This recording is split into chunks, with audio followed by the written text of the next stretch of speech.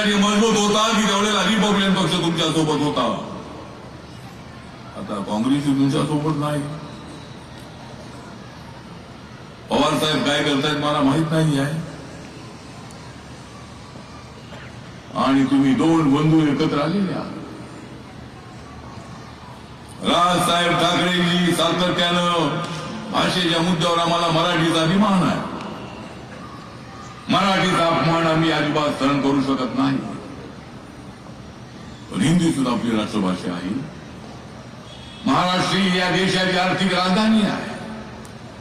या ठिकाणी भारताच्या प्रत्येक राज्यातला माणूस या ठिकाणी येतो, कारण या ठिकाणी त्याला रोजगार मिळतो, त्याचं पोट भरतं.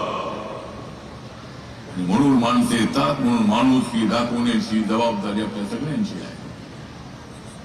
मराठी आलं पाहिजे ठीक आहे, पण ज्याला मराठी येत नाही त्याला थप्पड मारणं हे कितपत मर्दुंगीचं काम आहे. याला मर्दुंगी म्हणत नाही. 8-10 लोकांनी त्याला थप्पड मारायचो, मराठी बोल, तू मराठी बोल. मराठी बोललं पाहिजे. पण इथं राहणारे जे नॉन मराठी जे जवळजवळ 60% लोक इथं आहेत. मराठी लोकांची संख्या 40% आहे. 60% नॉन मराठी लोकांपैकी जवळजवळ 80% लोक इथं अत्यंत चांगले स्खलित मराठी बोलतात. केरळचा माणूस इथं इथली मुलगा मुलगी मराठी चांगली बोलते. तामिळ बोलणारा मराठी चांगलं बोलतो. हिंदी बोलणारा मराठी चांगलं बोलतो. पण मराठीचा स्वाभिमान असल्याची भावना समोर आणून समाजामध्ये फूट पाडणे बाबासाहेबांच्या संविधानाला मान्य नाही. बाबासाहेबांच्या संविधानाने सांगितलंय की जात धर्म भाषा भेद वंश यापेक्षा भारत देश अत्यंत महत्वाचा आहे.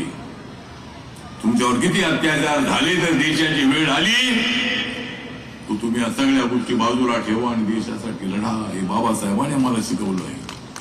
बाबासाहेबांच्या संविधानाने आम्हाला शिकवलं आहे. आणि म्हणून आम्ही अनेक वेळेला आम्ही पिढ्यानपिढ्यापासून अन्याय सहन करणारे आम्ही लोक आहोत. वेशीच्या बाहेर आम्ही राहिलेलो लोक आहोत. पण बाबासाहेबांच्या संविधानाने सगळ्या वेशी तोडून टाकल्या, भिंती सगळ्या तोडून टाकल्या. आम्ही आता गावात आलेलो आहोत. आता आम्ही मुंबईत आलेलो आहोत. आमचा अपमान कुणीच करू शकत नाही. जर अपमान कुणी केला तर त्याला उत्तर देण्याची ताकद आमच्यामध्ये जरूर आहे. आमचे किती लोक निवडून येत आहे ते सोडून द्या. आमचे जास्त लोक निवडून येत नाहीत. मुंबई महानगरपालिकेमध्ये नक्कीच आम्हाला भारतीय जनता पार्टी आमचा जुना मित्र आहे.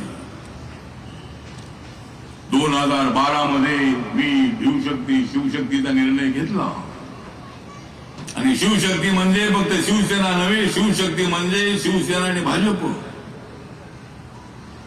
सुरुवातीला शिवसेनेची ताकद मोठी होती. बाळासाहेब असताना शिवसेना मोठी होती. नरेंद्र मोदी साहेब येण्याच्या अगोदर शिवसेना मोठी होती. भाजप थोडी छोटी होती. विधानसभा लढताना जवळजवळ 171 जागा शिवसेना लढायची. 117 जागा भाजपच असायच्या. पण माननीय नरेंद्र मोदी हे दिल्लीच्या राजकारणात आल्यानंतर 2014 मध्ये त्यांनी 450 सभा घेतल्या.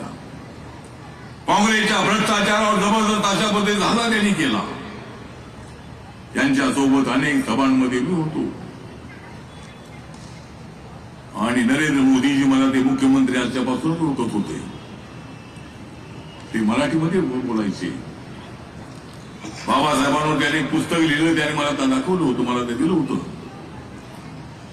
त्यामुळं लोकसभेच्या प्रचारामध्ये मी होतो.